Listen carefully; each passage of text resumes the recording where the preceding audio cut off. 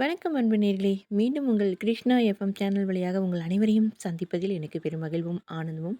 இன்றும் கூட உறங்கும் முன் ஒரு சிந்தனை கதை நிகழ்ச்சியினுடைய ஒரு அற்புதமான ஒரு சிந்தனையை தான் உங்களிடம் கொண்டு வரப்போகிறேன். வழக்கம் போல ஓசோ சொன்ன புத்தர் கதையில் இருந்து தான் இன்றும் சிந்தனை உங்களுக்கு தர காத்திருக்கிறேன்.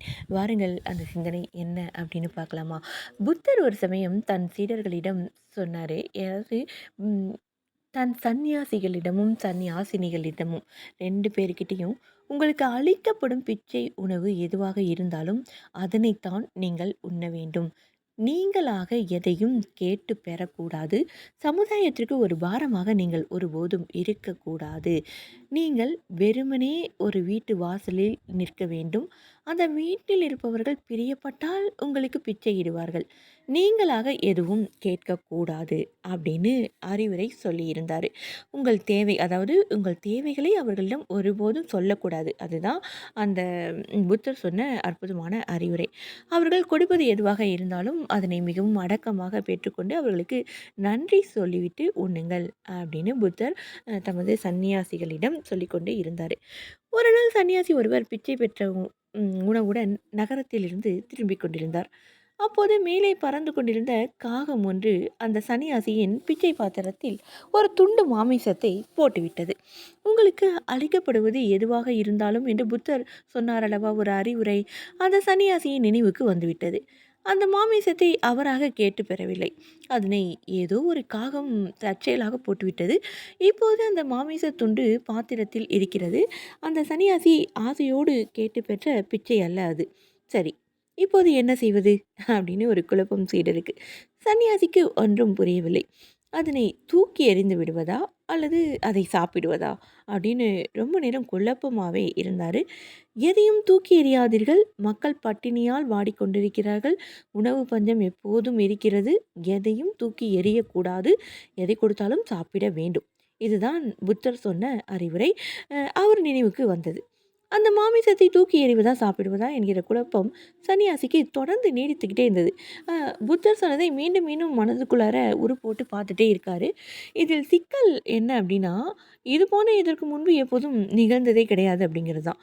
அதனால் முன்னுதாரணம் இல்லாத காரணத்தினால் புத்தரிடம் கேட்பது தான் நல்லது அப்படின்னு முடிவுக்கு சன்னியாசி வந்தார்.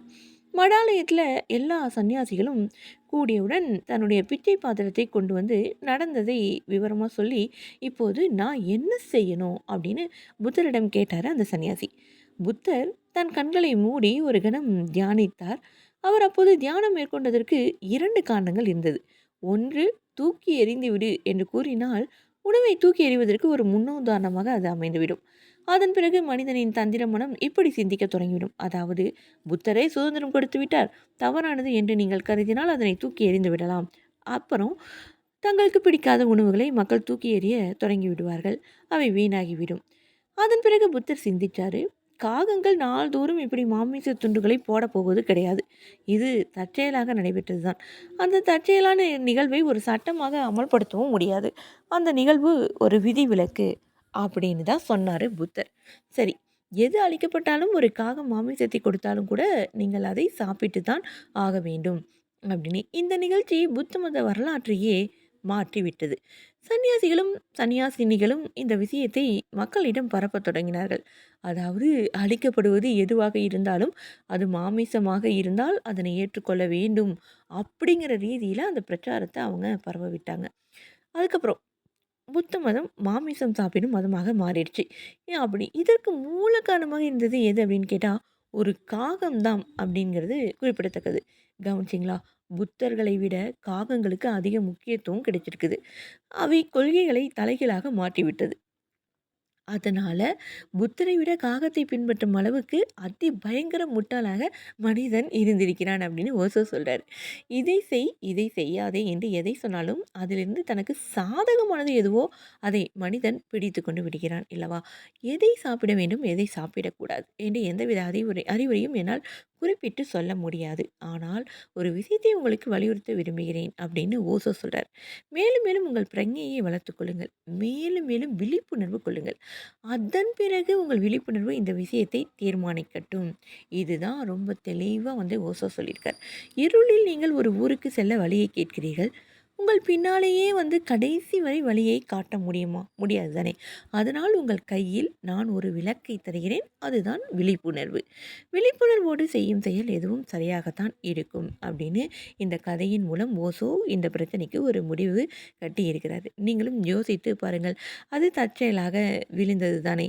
அதை சீடனிடம் சொன்னால் அதையே சாக்காக வைத்து எதையும் உணவை வீணாக்கி விடுவார்கள். ஆனால் புத்தர் சொன்னதோ அது தற்செயலாக நிகழ்ந்தது தான்.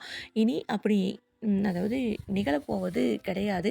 ஏதோ சமயத்தில நிகழ்ந்துருச்சு அப்படிங்கிறதுக்காக நாம அது விதிவிலக்கு அப்படின்னு சொல்லி இருக்காரு.